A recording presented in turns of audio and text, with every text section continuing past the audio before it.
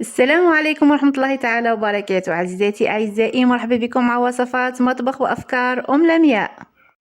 اليوم جبت لكم كيفية تحضير جاري فريك بطريقة سهلة وسريعة، والنتيجة اللي رايحين تتحصلوا عليها جاري لذيذ يحمر الوجه. تقدروا ديروه لضيافكم ولا للعائلة.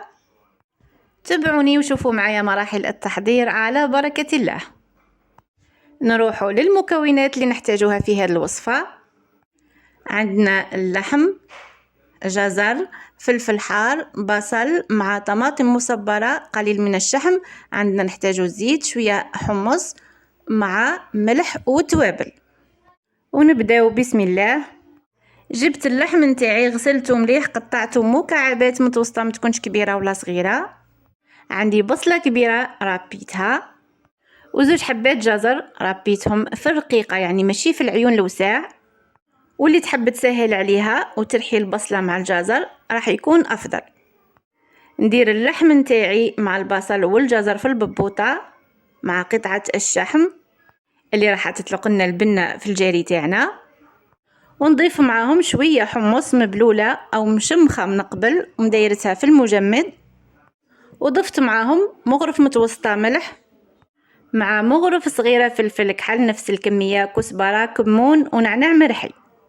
نضيف مغرف كبيرة طماطم مصبرة، وإلا كانت من نوعية مليحة، وإلا كانت ماهيش حمرة بزيادة تقدروا ديروا مغرف ونص. ونضيف معاهم 4 مغارف كبار زيت نباتي، ونخلط كل المكونات مع بعضهم. ندير الببوطة تاعي على نار متوسطة مع التحريك المتواصل باش ما يلصقوش وما يتحرقوش معنا المكونات.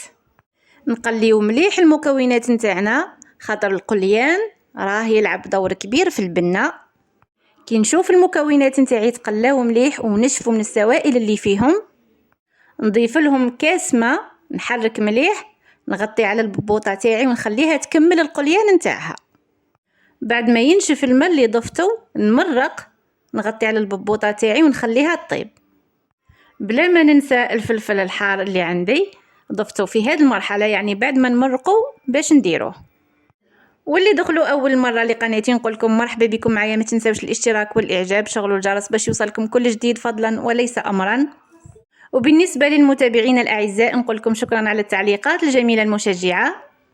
كي نشوف اللحم تاعي دخلوا الطياب، نجيب كميه الفريك اللي رايحه نطيب بها. انا اليوم درت فنجان كما راكم تشوفوا، هذه الكميه كافيه ل6 اشخاص.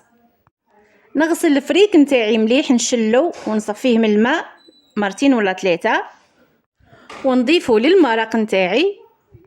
نحرك، نغطي الببوطه تاعي نص، يعني ما نقفلهاش كامله. وفي هذه المرحله لازم علينا نكونوا حذرين، ما نغفلوش على المرق نتاعنا، لازم نحركوه كل حين باش ما يهبطش هذاك الفريك للاسفل ويتحرق معنا. هنا رايحه ننزع الفلفل الحار نتاعي باش ما يتحليش في المرق. كاين بزاف في العائله اطفال ما ياكلوش الحرور، نديروه بجهه ومن بعد في التقديم نحطوه اللي يحب ياكله. كي نشوف الببوطه تاعي نشفت، نزيد نضيف لها كميه من الماء. ملاحظه هذا ما ياثرش على البنه نتاع المرق نتاعنا، يعني يكذب لي يقول لك كي تضيف الماء تصماط الماكله، لا لا. نغطي عليها ونخليها تكمل الطياب بلا ما نغفل عليها. طبعا من حين لحين لازم نحركها. ملاحظه مده الطهي بعد ما نضيفوا الفريك نتاعنا من 20 دقيقه حتى نص ساعه على الاكثر. وكما راكم تشوفوا الجاري تاعنا راه طايب. نطفي عليه نخليه بجهه حتى الوقت التقديم. نقدموه مع شويه معدنوس او نعناع مقطع رقيق. وكما يقولوا الصوره غنيه على التعليق، النتيجه راهي قدامكم. جربوا طريقتي في تحضير الجاري وخليوا لي رايكم في التعليقات.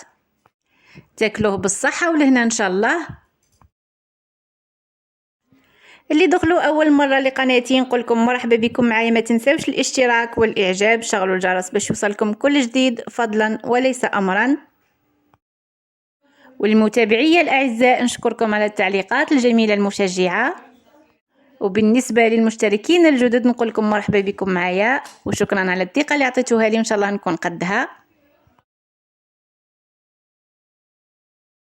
وهنا نكون وصلت معكم لنهاية هذه الوصفة. ما بقى لي غير نقول لكم للفيديو الجاي مع وصفة جديدة. نخليكم في رعاية الله وحفظه، وإلى اللقاء.